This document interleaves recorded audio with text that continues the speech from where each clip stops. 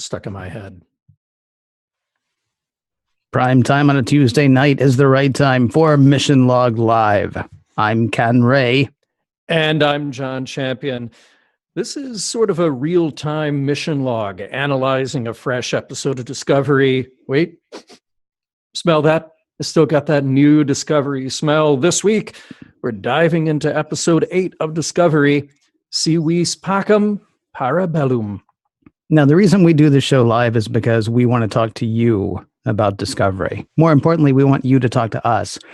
There are a few ways that you can do that. You can click on the link to our Zoom meeting. That's in the description above and in the comments right below this video as it happens. And you can also call us at 646-558-8656 and enter the meeting ID, or you can use the one tap from your phone, which will automatically connect you. Remember, that link and phone number change from week to week. Now, we do want to thank everyone who has been calling in, everybody who's been writing in, sharing your thoughts about Discovery. If you can't be here for the whole thing, that's cool. Or if you're catching the recording and wondering when you can catch it live, that is also cool, in case you're wondering. We go live on our Facebook page, facebook.com/missionlogpod, and on the Roddenberry Productions YouTube page, home of the Roddenberry Prod. That's right, it's youtube.com/Roddenberryprod. We do that every Tuesday at 10 p.m. Eastern, 7 p.m. Pacific. And those videos are available, both of those places, mere moments after this show ends. It's kind of creepy, John. I was, I think I still had it up last week from when I was like watching the comments. And then all of a sudden we started talking at me again. It is a little bit weird how that happens, right? And you mentioned, by the way, the Roddenberry Prod sold where fine prods are sold. Yes. So everybody, please be sure to pick up yours today. By the way, not to pat myself on the back, but I'm proud of myself. I'm proud that I got through it. A few people here commenting about my Latin pronunciation. So thank you, guys. Thank you. Let's see, Chris Riker, Michael Morrison.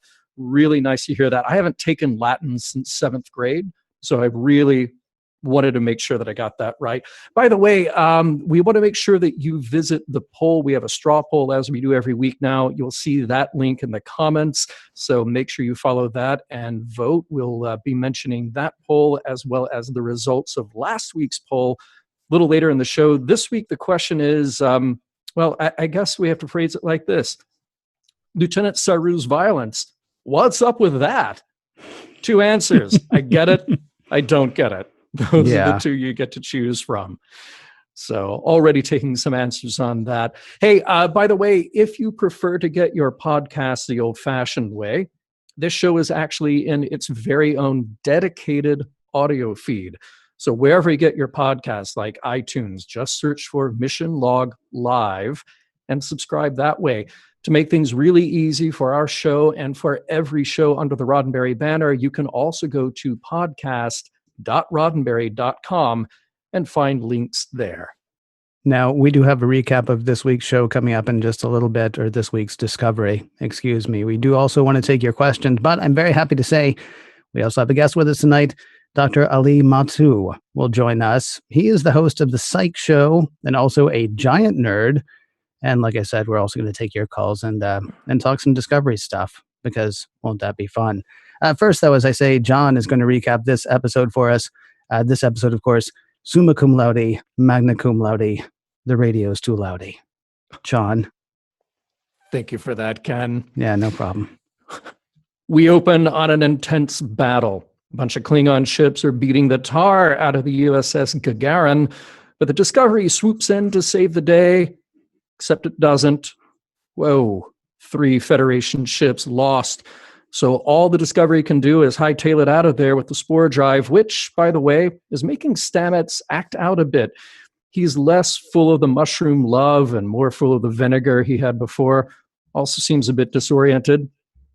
Elsewhere, Michael Burnham, Ash Tyler, and Lieutenant Saru are on the planet Pavo, the place just pulsing with sound from the vibration of every plant and rock around, and all of it being transmitted by a giant crystal into space.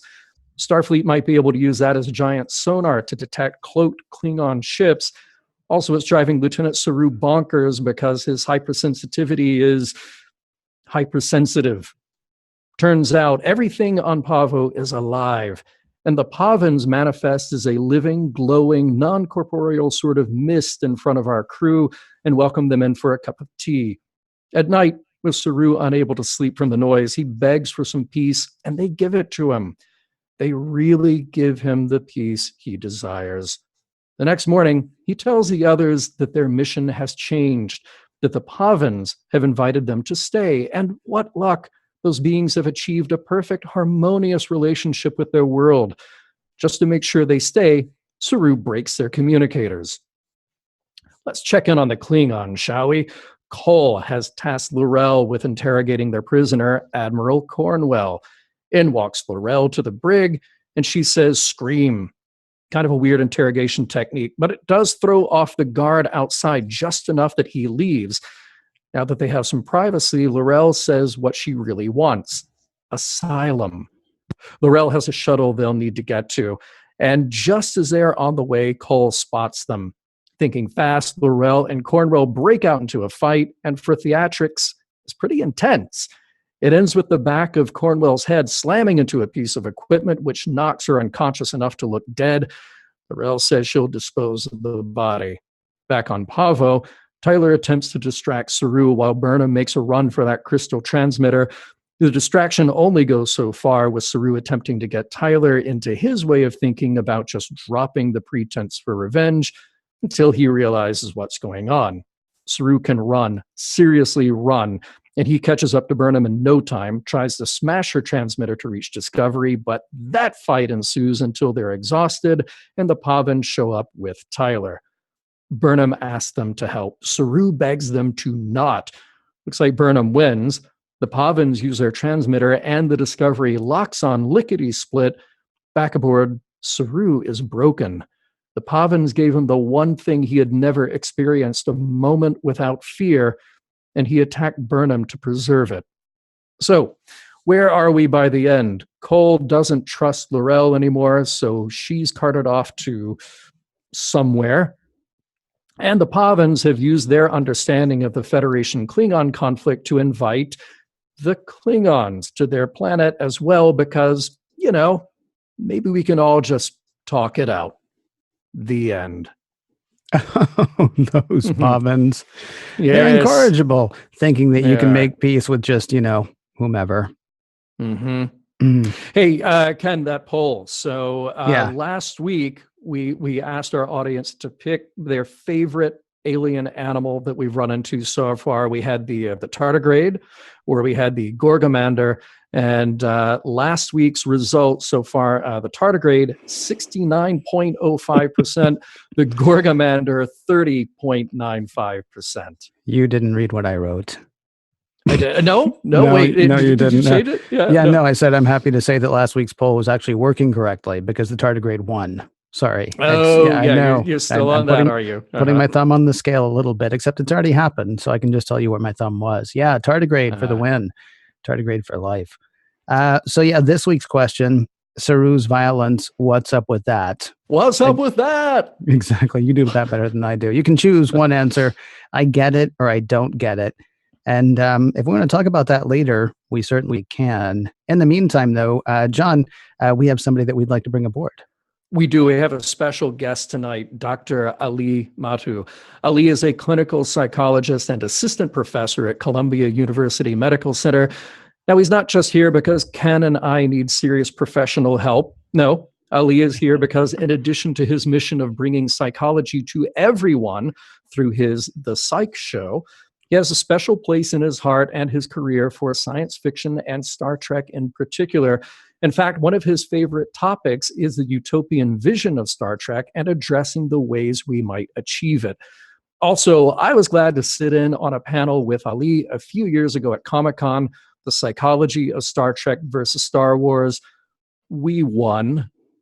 Well, I don't know. I can't remember. I want to start just with a question right away, because I actually watched something that you had done for the Psych Show, saying that you were really looking forward to Discovery and sort of the, there was the way that Star Trek has always kind of shown us, acted as a beacon, I suppose, for the future. And then, did we? I'm going to say that we won. We made it so. Okay. good. Welcome to the show, Ali. Great to see you again, man. Hey, it's so good to see you. You were thinking, hey, it'd be great because Discovery, this is something that we need around this time.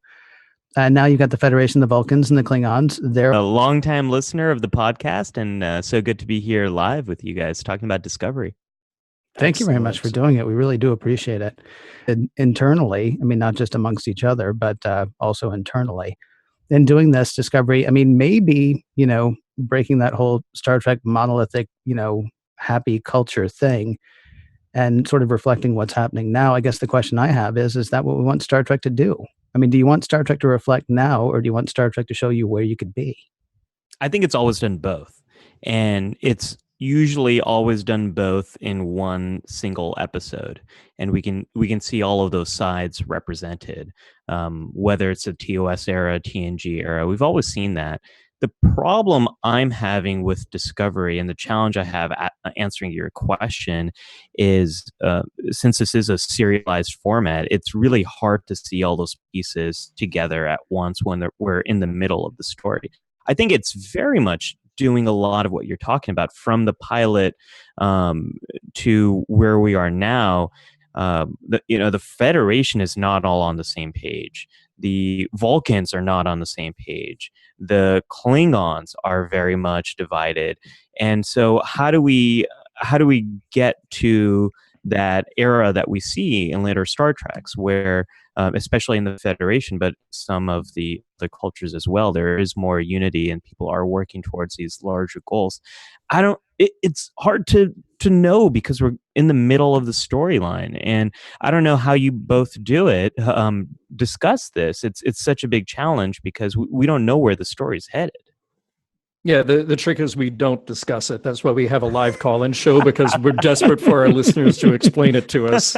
So, yeah, give us about 10 years and we'll circle back around after we've watched the entirety of Discovery. Then we can start to put the pieces back together. I think that's the trick. Well, and that's what's fun about this show too, is we're going to go back to these conversations in a few months and realize how wrong we were about everything. But one of the things I love about Discovery is it is breaking apart these ideas we have about, Ken, you were saying the monolithic cultures.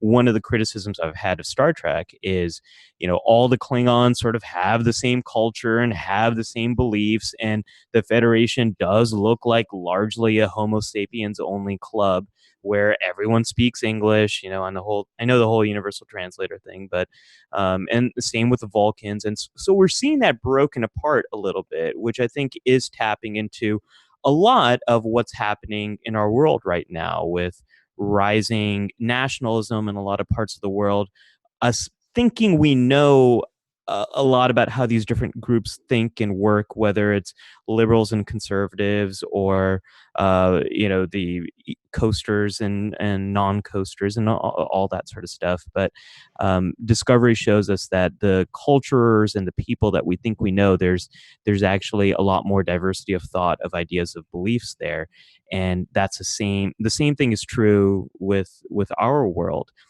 The thing I want to see is, how do we get to the Klingon Empire we know? How do we get to the Federation that we know? And I hope Discovery will show us that journey, filling the gaps from here to TOS. It's interesting that you're talking about this, because there is a question in our feed here from Chris Riker, who says, are the Klingons more one-note warriors than ever, or is it just me? What do you see in the portrayal of the Klingons now? I think we need, I hope we're going to get this in the second half of the first season. I think we need a all Klingon episode to really flesh out the storyline, because where they start in the pilot is we do see, or at least it's hinted at, all of these different houses and how they've been warring or fighting different factions. And I think that storyline, that thread has been dropped a little bit. It's spoken to in this episode. We heard a little bit about it, about some of the houses that are falling behind this Klingon leader, are getting the stealth. What do they call it? The stealth. Not stealth blanket, but they call it something like that, right? It's not. They called it invisibility something, but then they also referred to it as stealth technology. They haven't actually said cloaking device. Right, which I like. Yeah, I think that's kind of cute. Yeah, I think that's fine. So, but it's, I think there's a larger storyline that's being evoked about division among the Klingons and fighting and different philosophies on how to move forward. But we're not seeing that as much right now. And hopefully that's a storyline. I think that's going to be picked up in the second half of the season. I want to see like an all Klingon episode where everyone's just talking Klingon. Okay.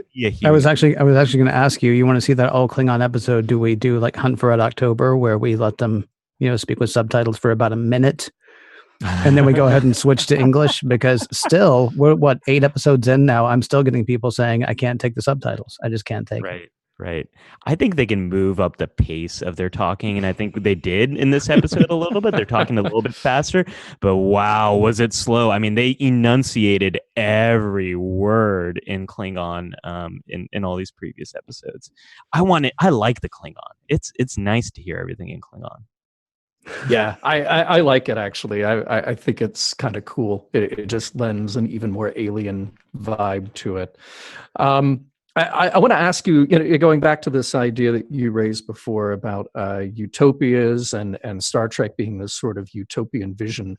When you, and I know that we don't have time for you to do your whole lecture, your lecture series here on this little short format podcast, but if you had to give us the kind of the elevator pitch for it, yeah.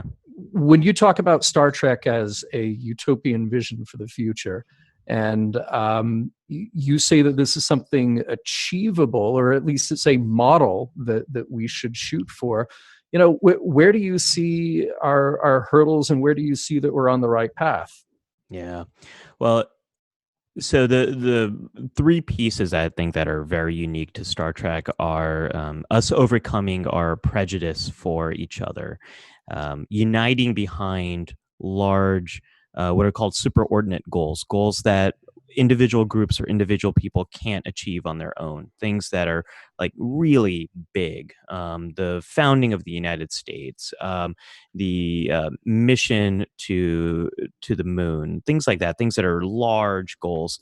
And then number 3, which is developing empathy for aliens. Those are really the 3 steps involved in Star Trek's future. What the challenge is, we can do all of those things in small groups. We can do all of those things to some degree in nation states. The challenge of that is scaling it up to a global degree. And I think that is the challenge that we are going to be facing in the 21st century. That's a challenge we're seeing right now with the EU is experiencing this. That's an experiment that's been in some ways similar to the Federation. I think the closest, that and the United Nations, although I think arguably the EU might be a better model of what the Federation could be. And it is very much being challenged right now. Is that something that's sustainable? So the short answer to your question, John, is it's the scalability, scaling it up to a large degree, scaling up our ability to have empathy. We're so wired and evolved to function well in small groups. But when we start to work in larger groups, we run into a lot of these basic tribal primitive problems that are in our brain. We like the group that we belong to, and we dislike other groups. Even when researchers randomly assign you to different groups, you will like your group better than the other group. And that is the problem we run into in scaling up stuff to the Star Trek utopian future. How do you do that without, and I guess that's the $1 million question, or the $1 billion question, or the $1 trillion question even. How do you do that without, I always loved the way the comic book The Watchmen ended. Because in The Watchmen, they convinced everybody, hey, there's an alien, like an alien, and it's going to destroy cities. So we're going to get together as a planet and be ready for it next time. I don't want to spoil how it actually ends, but that's sort of like, that's the kind of thing. You go back to Star Trek First Contact. Zefram Cochrane is able to build the warp core basically out of World War. Mm-hmm. There are still warring factions, and we're not even going to get together until, again, an alien comes. This time it's a friendly alien, in the form of the Vulcans saying, all right, listen, you need to get it together because there's some really cool stuff going on off this planet. I mean, do we really have to cross our fingers and hope that some alien race lands? I mean, how do we actually get from here to there? And I guess this kind of goes back to the question I asked originally. I like the Star Trek that I can watch and say, hey, we can get there. Yeah. And I don't need to see the steps necessarily. I just need to believe that we can do it. Because once I believe we can, we didn't know how we were going to the moon in 61. We didn't know how we were going to do that, but we knew we were going to, so we found a way. Right. How do we do that now? Well, I'm so glad you mentioned First Contact and that piece that I think a lot of Star Trek fans overlook, which is it was out of World War III, and it was out of that devastation that humanity experienced that maybe the stage was set for First Contact. Maybe we realized, hey, the way things are going aren't going to work for us. The way I think we can achieve it is I think the opening here, the opportunity we have is actually with climate change. I think this is going to be a existential threat to our species, and it's going to be something that we can only overcome by working together. There's no way around that. Economists call it a common pool resource problem. We all share the earth. It's our common resource, and the only way we can overcome it is by working together. So I think we'll see elements of Star Trek's future over the next 100 years as we're trying to tackle this problem, having to overcome prejudice to work together to tackle a goal that we couldn't otherwise achieve. The whole empathy for aliens part is actually really hard.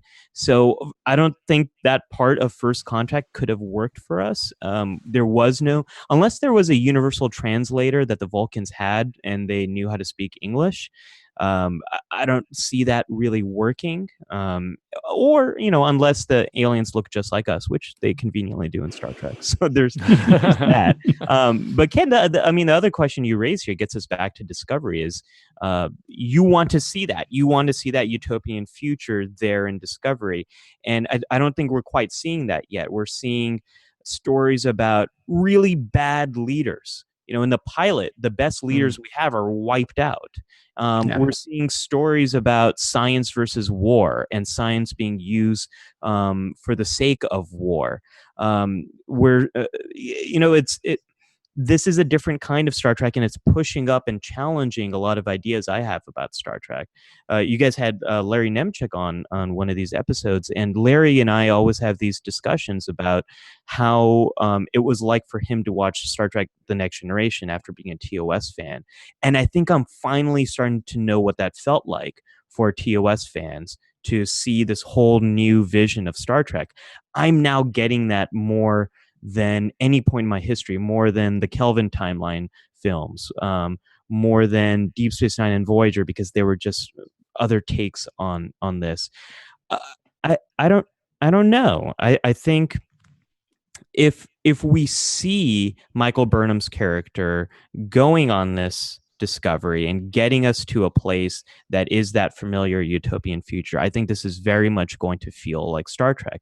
Right now, it's hard to know what this feels like. This week's episode had some great moments talking about First Contact and talking about the Prime Directive without saying Prime Directive.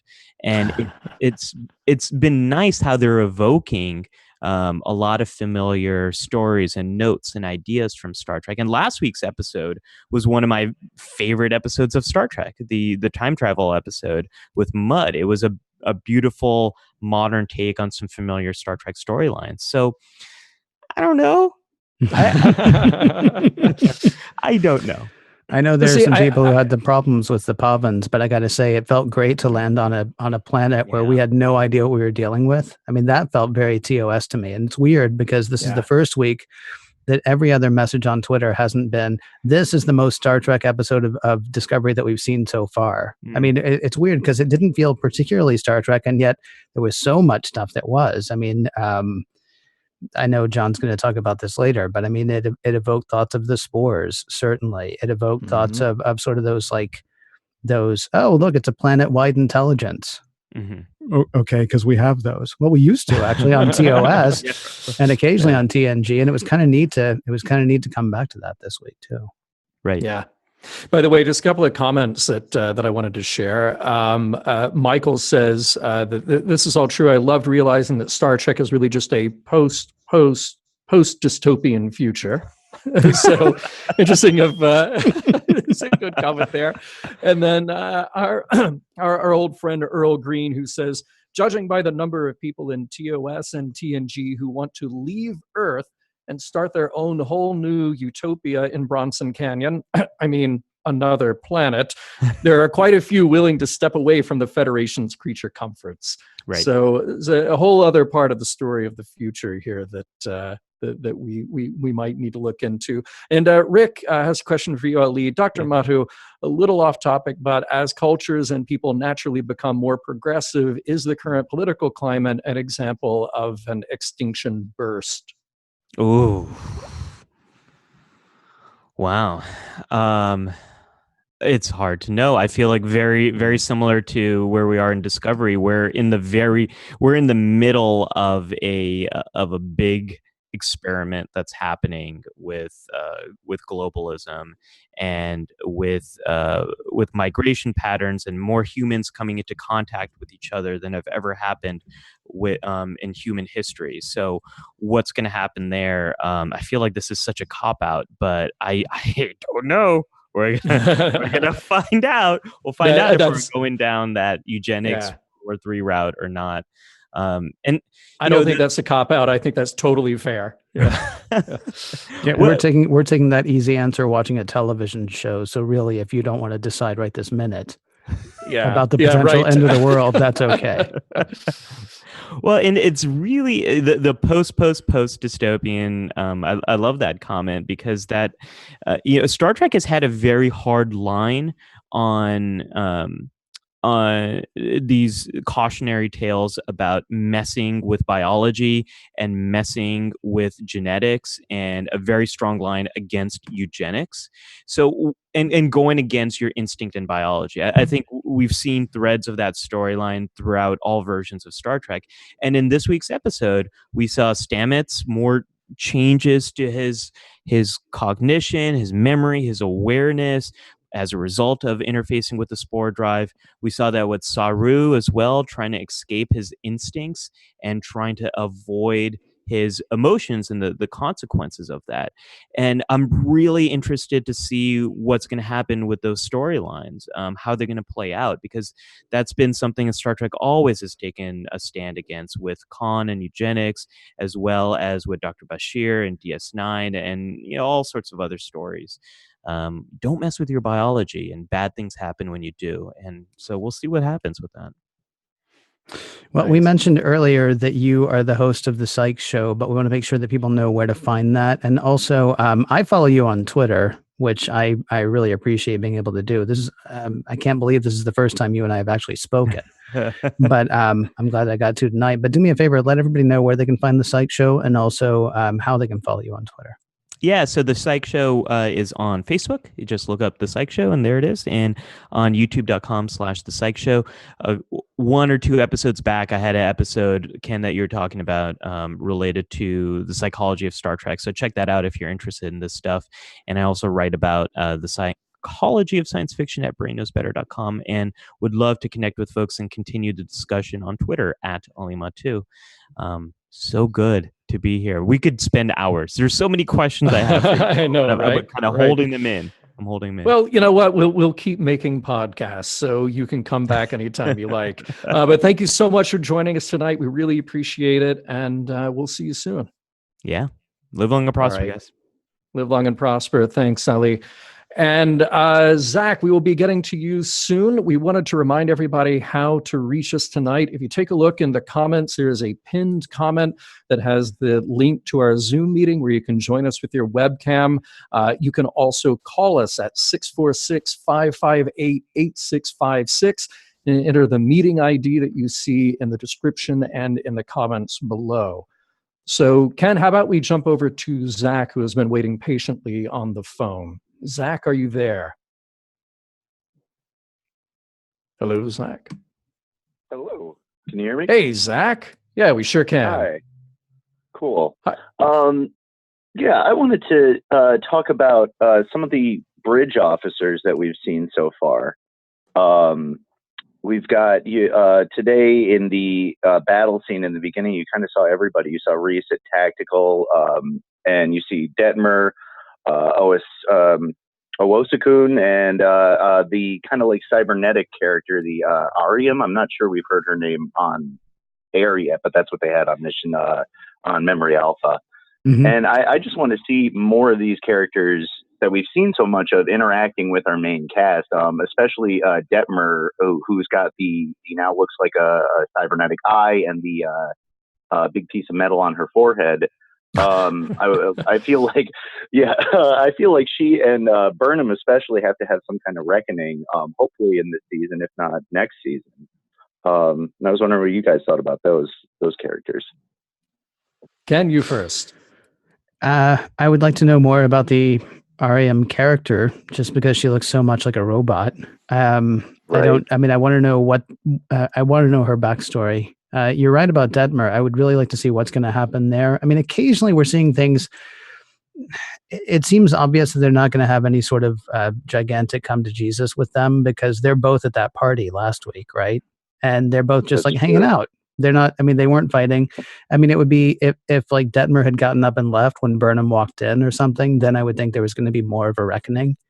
I do think I think those characters are owed a conversation at some point, because that's a pretty big thing. When she first walks onto the bridge of Discovery and Detmer sees her, you can tell that she is not saying anything because she has nothing good to say. That we've gotten so far without even really an acknowledgement between the two of them since is kind of surprising. But yeah, you certainly have a lot more speaking parts from the people on the bridge. That's a big difference between Next Gen and now. I think we joke all the time about Lieutenant Junior J. I don't know if she spoke once on all of TNG. Right. And we'll get people piping up here. So kind of makes the crew feel a bit more real as well. What about you, John? Yeah, I figure if you're going to have a character like Ariam, am I saying that correctly? But if you're going to have a cybernetic being on board, and first of all, visually stunning, just such a cool makeup job on that actor, you have to do something more with that character. We can't just sort of like show that off and then not get more into that character. So I'm expecting more down the road. And how great was that line in the last episode where they arrive at the battle with the Gagarin? First of all, nice to have a ship named the Gagarin. Very cool. Yes. Yes, right. I'm not sure who the Hoover was named after, though. I don't think you can name a ship after Herbert Hoover, so I'm not going to go with that. But I loved landing at that battle site, and then Lorca saying, I forgot the exact phrase, but Mr. Reese, if you would please fire at something. Good. Yeah. Such a Lorca moment. I absolutely loved that. So the thing that I noticed that I really liked at the end of last week's episode was the cast coming together, the bridge crew really coming together. You had all those major players on the bridge, solid around a plan. And that was the first time so far in this series that we've gotten that. So that really stood out to me. And it made me think, okay, now we've kind of gotten their relationship down. They've all pulled together for something. How soon before we tie in those other characters into that? There's clearly, as you said, there's clearly more to the story with Detmer, because she's got mixed feelings about Burnham, or maybe just one feeling about Burnham. So how will Burnham overcome that? But again, like we were saying with Ali just moments ago, the interesting thing about this show is that we're not handed everything right from the beginning. We're not handed a crew that is totally together from the beginning. So we've got to let it play out. We've got to see where they land us at the end of the season, and then at the end of the next season. I'm anxious to see where that goes, but I don't want it too soon. I don't want this Star Trek just sort of handed to me on a silver platter. I agree, definitely. And I think that, like, a lot of people are, jumping to judge this show. And I really honestly don't think we're going to really be able to tell how we feel about the show until around the time you guys get to it on the primary podcast in 5 or 6 years. Oh, 5 or 6 years. Yeah, you're dreaming, pal.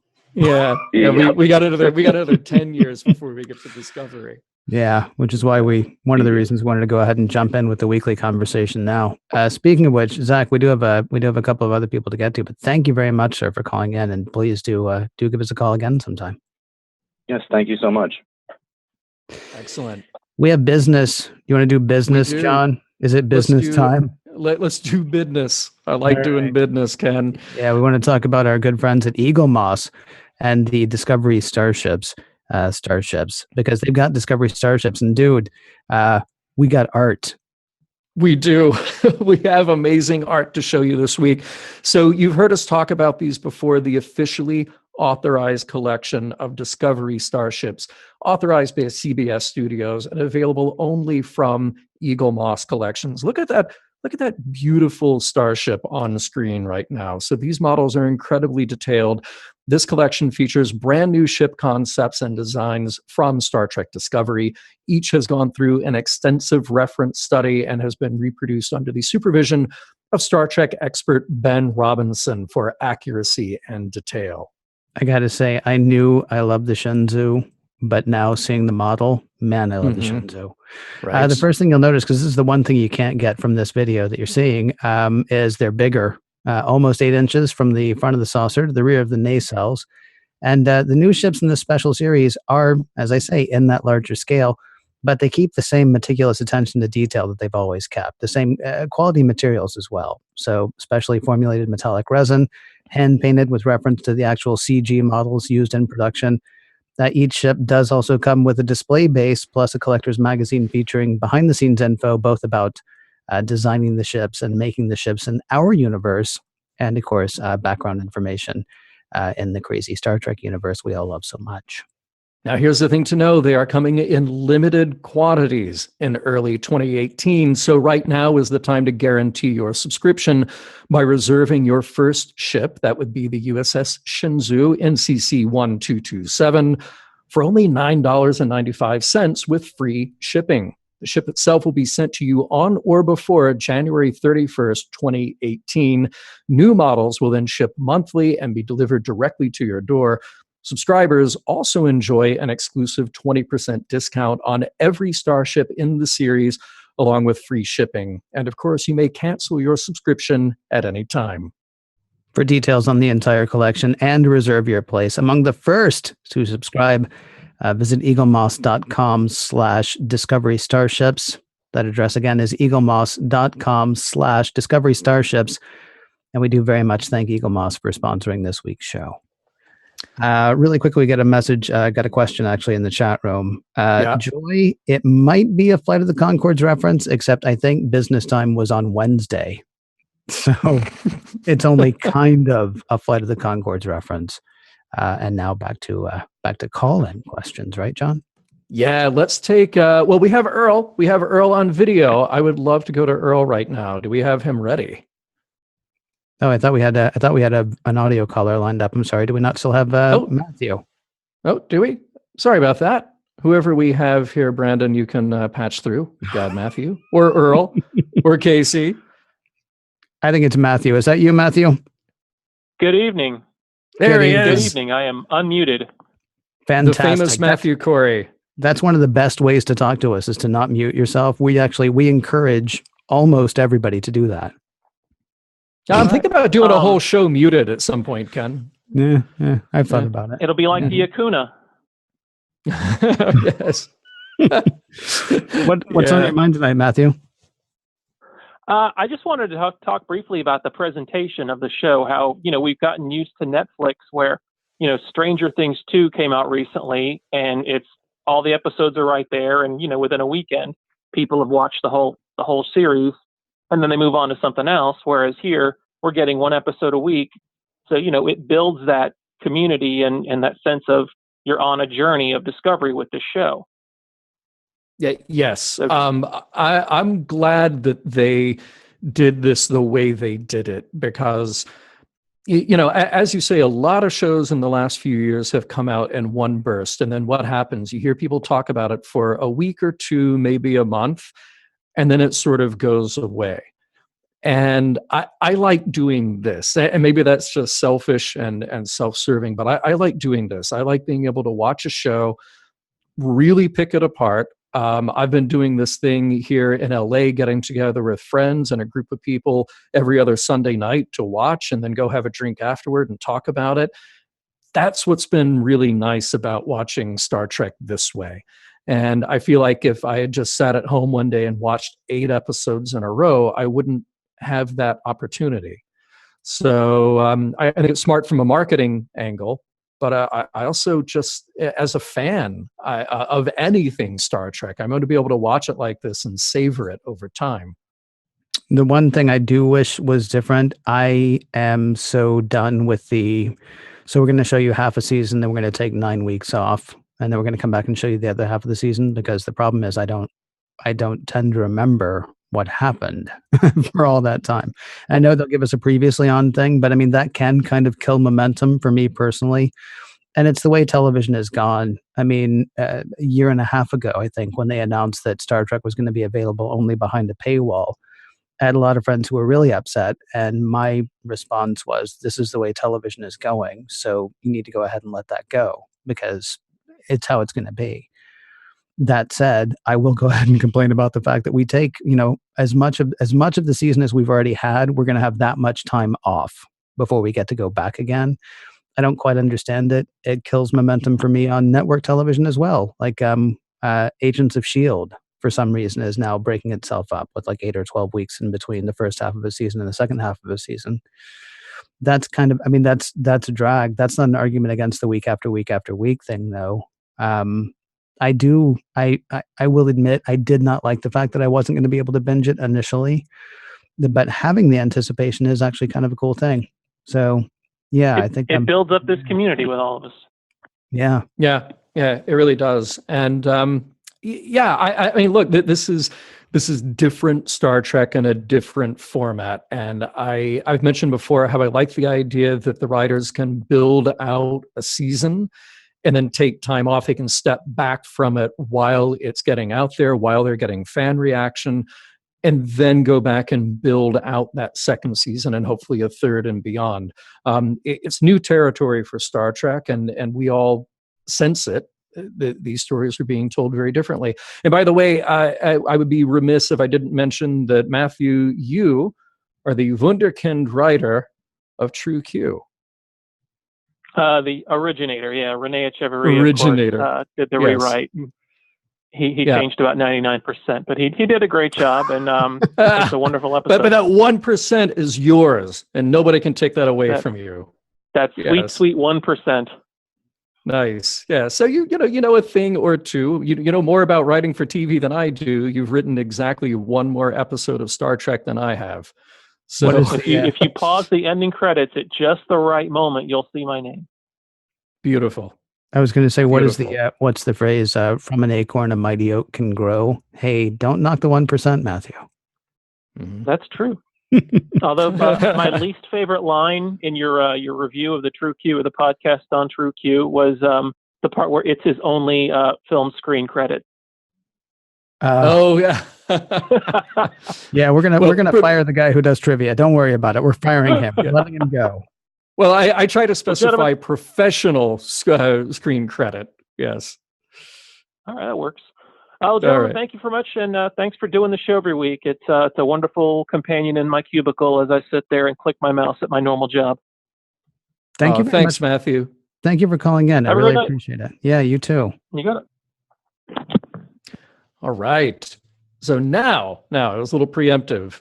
Yeah. Now we'll go to what? Well, we're gonna let him. We're gonna let Brandon cue Earl up. Yeah. Right. But we want to remind people about the poll, don't we? Because I can't even. Oh, yes, we do. I don't have it up, so I don't know who's winning what right now. But of course, I will repeat the question again. Saru's violence. What's up with that? So I can tell you right now, the I Get It's are in the lead. The I Get It's at 52%, and the I Don't Get It at about 48%. Yeah, but you got to figure there's a margin of error there. That's really neck and neck. It is. It's super close. Yeah. So what's up with that?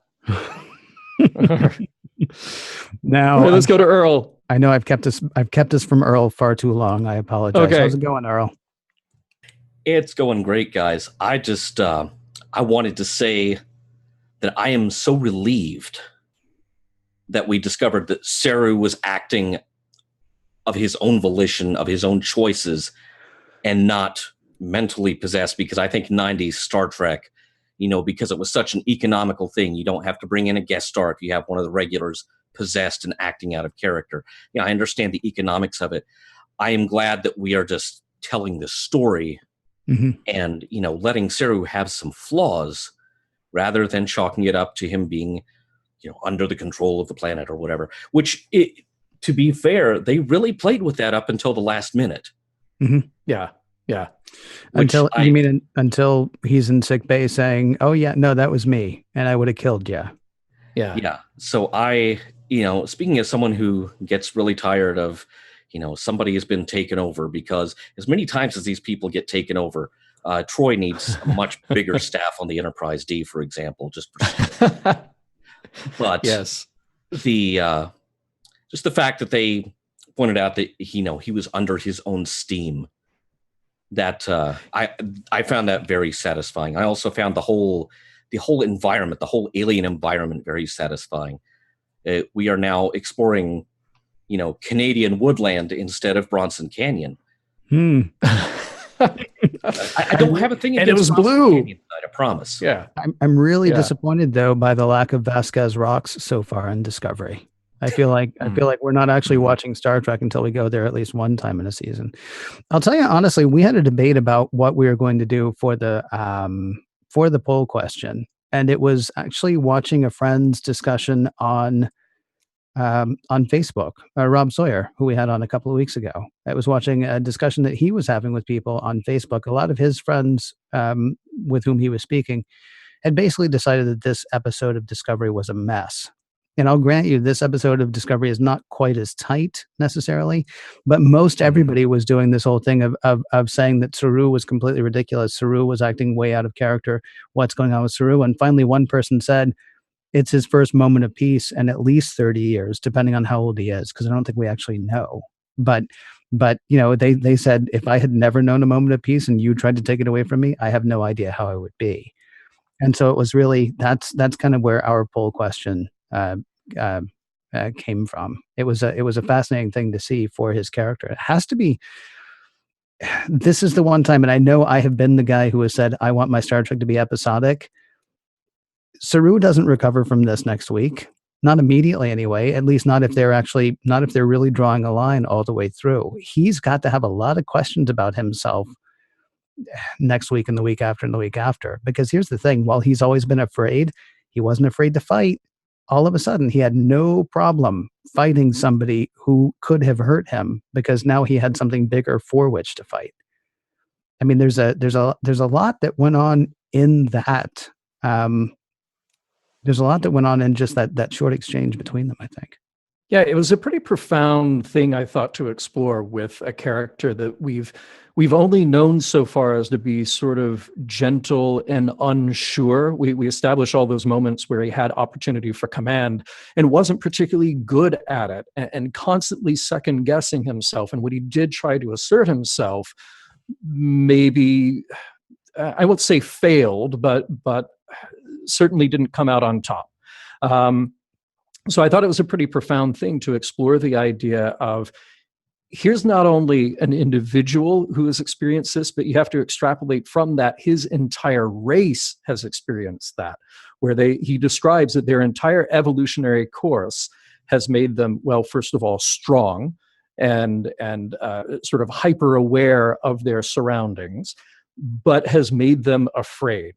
They have the threat ganglia, which we've looked at several times in this show so far. So it's a pretty profound idea to say, what if you take that character and remove him entirely from the conditions which make him who he is? And it's not quite like Spock in This Side of Paradise, and it's not quite like the characters in The Naked Time or The Naked Now, where you can just sort of say, well, they were drunk.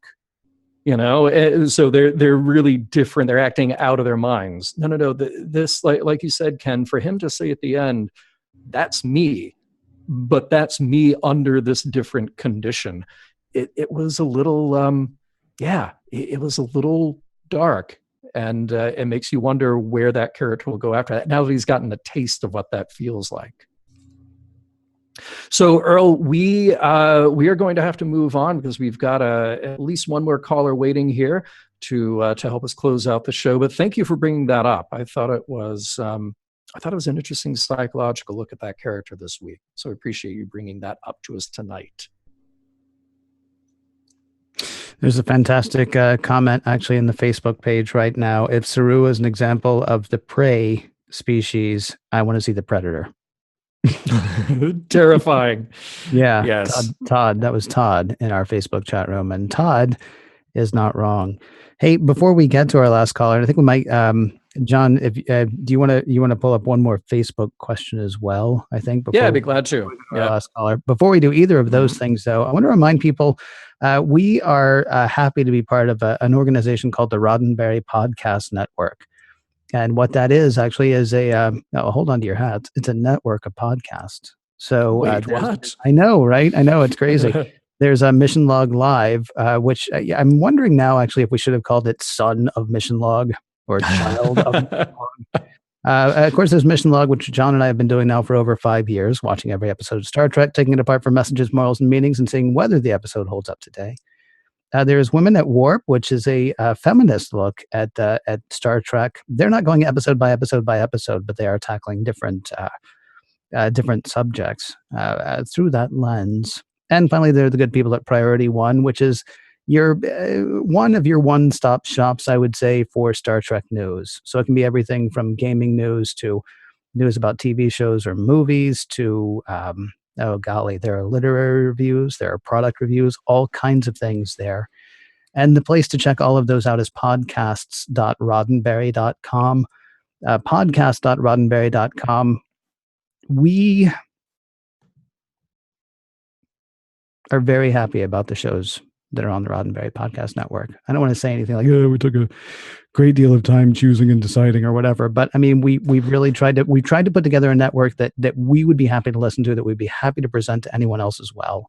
And don't misunderstand. I mean, some of these shows were going on long before we got there, but we love them. And we're happy to sort of have them in our tent so then we can ride out and spread the Star Trek love. So podcast.roddenberry.com. And if you would check that out, you would make us as happy as Larry, and scientists are working right now to figure out exactly how happy Larry is. I don't think there's a scale that can measure that. So the thing is, it's the Larry scale. Oh, not Nemechek. Yeah. Although he seems pretty happy too. No, see, I thought it was. Yeah. Oh, no. It's just a phrase. Happy as Larry. Okay. Yeah. All right. I'm going to make it about Larry Nemechek. So. Well, that's fine. Yeah. Okay. Yeah. Hey, just one question I wanted to bring up. This kind of goes back to the conversation we were having about binge watching versus spreading out, week after week. Mm-hmm. Michael says, I find binging a show makes me much less critical of it. Do you feel the same? Wow. I hadn't even thought about it that way. I mean, the problem is, that's really interesting. The difficulty for me is I can't think of any time that I've done both with the same show, although maybe The Wire. I think I started watching The Wire weekly on HBO, and then something happened and I couldn't continue watching it weekly. And so then it was a couple of years later that I caught the whole thing later. Or maybe that was 6 Feet Under. It was one of the HBO shows. I know that. All I can say is that I binged Mad Men, and that show was perfect, and you'll never tell me anything different. So there you go. That show was killed, though, by separating the last season into 2 different seasons. I will tell you that. I firmly believe that. That goes back to what I was saying earlier. It hurt, but I know why, because they wanted to spread it out for one more Emmy. So they just needed to, Yes. Look, I'll give them that. For God's sake, don't do it for the art. All right. We have Casey lined up to talk to us next. Our old friend, Casey. Are you there, sir? Oh, yes. Greetings from Santa Rosa, California. There he is. Welcome. What can we do for you this week, Casey? Oh, man. I have a serious question for you guys. Do you think that when Saru is at his most petty and resentful of Burnham, that he just waits until it's Michael's jogging time with Tilly and just constantly laps her and brags about his time. See, I thought you were going to say, does he trip her with those gigantic legs? No, I think he's just, he's so sick of being second best, and that's just the one thing he's got on her, and he just rubs it right in, Quite possibly. I have to watch. I have to watch. Did you notice that there was an interesting little costume thing there when Burnham and Saru are having their fight on Parva? That he is, because obviously Doug Jones is in those weird boots where he's got the hooves, right, and just changes his body in that character, changes his whole physicality. When they're having the fight, he was in normal boots. Oh. Then when they cut to the shot where he's sort of kneeling down after she's hit him with that giant stick that she found, then he's back in the hoof boots. And I get it. It's sort of like when they shot Shatner at Vasquez Rocks fighting the Gorn. If you look closely, there are moments where he's in like lace-up wrestling boots almost to make it a little easier on the physicality of that fight. And if it was really Doug Jones doing it, which I'm sure it was, he's a tall guy already. They don't want to break the guy's ankle. He makes a living out of doing this kind of work. But it's not like the old days, man. I just watched Paradise, this side of Paradise again, and the scene in the transporter room where Kirk finally pushed Spock's last button, and no one has ever seen the show as clear as we are able to see it now. Because of the thing, and it's just so clearly not Shatner or Nimoy when they go into the fight, and it's just like perfectly mixed in. They slam this poor extra's head against the wall, and they do the console smash, which I was very happy to see Saru do. Of the cool little antenna thing, did a Saru smash on that, and. Yeah, it's they're doing such a good job with this. This is literate Star Trek. Literally, like Kirsten Bear. She I mentioned her before, and and all the guys in this production, they're coming at this with this depth of knowledge of everything that's come before, and it's wonderful. There's one thing I'll say about Ken's take on the break in the seasons. I don't like it either. I don't like waiting. I right now, I think we're in this great hybrid time where we are waiting every week, and so it builds that anticipation nicely. But when that week gets here, then we can watch it on our own. We're not glued to a very specific time unless we want to be there as it's coming out. And from 69 to 79, 10 years, there was no Star Trek, and it just grasped people's minds and it flourished. Okay, and there are two things I will say to that. First of all, you're forgetting about the animated series. And second, I knew that was coming. Second, I hate to do this, but we are right up against the end of the show, so I'm going to have to call. I know, I'm so sorry, Casey, but call back again. All right. Because we do love talking to you. I got to really quickly, though, say Mission Log Live is produced by Roddenberry Entertainment. Executive producer Rod Roddenberry. Technical production on Mission Log Live by Infinity Networks. Producer Brandon Bradley. Be sure to visit podcast.roddenberry.com for the latest from the Roddenberry Podcast Network, including the shows I mentioned earlier, Mission Log, Women at Warp, Mission Log Live, and Priority One. And we would again like to thank Eagle Moss and the official Star Trek Starships collection for sponsoring this episode. Be sure to check out what they have to offer at eaglemoss.com/Discovery Starships. Thank you, everybody, for tuning in every week, and we do look forward to seeing you next Tuesday.